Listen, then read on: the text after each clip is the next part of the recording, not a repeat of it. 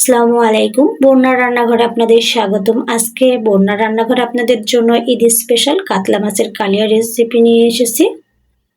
এখানে হাফ চা চামচ রসুন বাটা, হাফ চা চামচ আদা বাটা, হাফ চা চামচ মরিচের গুঁড়ো, হলুদের গুঁড়ো সামান্য পরিমাণ মতো লবণ এবং 1 চা চামচ তেল দিয়ে মাছটা খুব ভালো করে মাখিয়ে রাখবো। মাছটা আমি লবণ, লেবু রস দিয়ে খুব ভালো করে ধুয়ে নিয়েছি। এখানে মশলাটা খুব ভালো করে হাত দিয়ে মেখে নিতে হবে।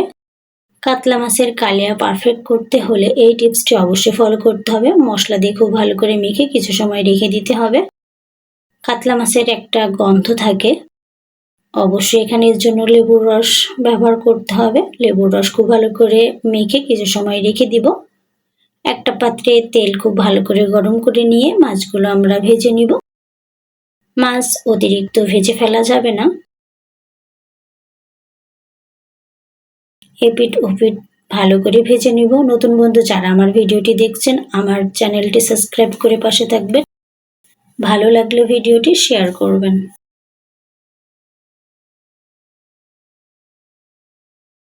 ঈদ স্পেশাল মাছের কোনো রেসিপি যদি রাখতে চান, অবশ্যই কাতলা মাছের কালিয়াটা রাখতে পারেন। অসাধারণ টেস্ট, গেস্টের জন্য তো দুর্দান্ত একটি রেসিপি। মাছগুলো তুলে রেখে এখানে পেঁয়াজ কুচি একটু ভেজে নিব। পেঁয়াজ কুচিটা যখন একটু নরম হয়ে আসবে তখন 1 চা চামচ চিনি দিয়ে কিছু সময় নেড়ে চেড়ে নিব। কালারটা চিনি দেওয়ার কারণে চেঞ্জ হয়ে আসবে। এখানে মশলাগুলো 1 চা চামচ করে আদা বাটা, 4 চা চামচ পেঁয়াজ বাটা, 2 চা চামচ শুকনো মরিচের গুঁড়ো, হাফ চা চামচ হলুদের গুঁড়ো, জিরার গুঁড়ো হাফ চা চামচ পরিমাণ মতো লবণ দিয়ে খুব ভালো করে কষিয়ে নিব। মশলাটা যত ভালো করে কষিয়ে নেওয়া হবে খাবারের টেস্টটা এর উপর নির্ভর করবে। এখানে সামান্য পরিমাণ পানি অ্যাড করে দিব। কাতলা মাছের কালিয়াটা একটু ঝাল হয়, তবুও আপনাদের টেস্ট অনুযায়ী এখানে অ্যাড করবেন এবং মাছ অনুযায়ী এখানে মশলাগুলো অ্যাড করে দিবেন।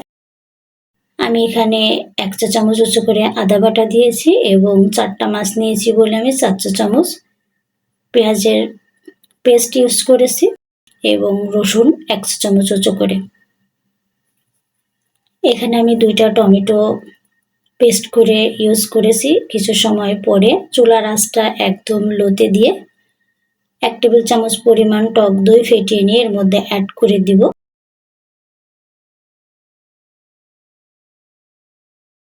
টক দইটা দেওয়ার সময় চুলার আঁচ একদম লোতে রাখবেন আর টক দই দেওয়ার পরপরই পানি দিয়ে দেবেন না, এতে দইটা ফেটে যেতে পারে, দেখতে ভালো লাগবে না।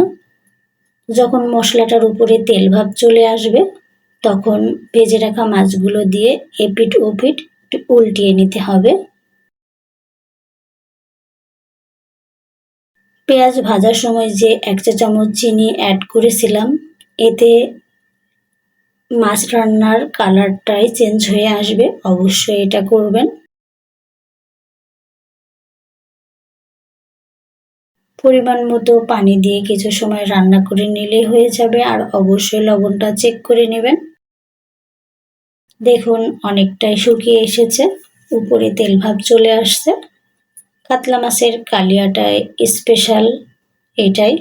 দেখুন দেখতে যেমন লোভনীয় লাগছে, খেতেও দুর্দান্ত টেস্ট হয়। আর ঈদে গেস্টের জন্য এই স্পেশাল রেসিপিটা অবশ্যই আপনার খাবার টেবিলে রাখবেন। খাবার টেবিলটার লুকটাই চেঞ্জ হয়ে যাবে।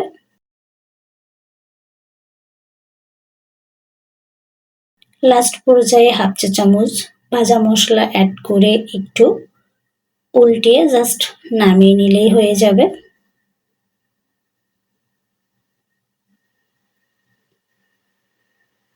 চুলা অফ করে দিয়েছি, এখন পরিবেশন করে নিব।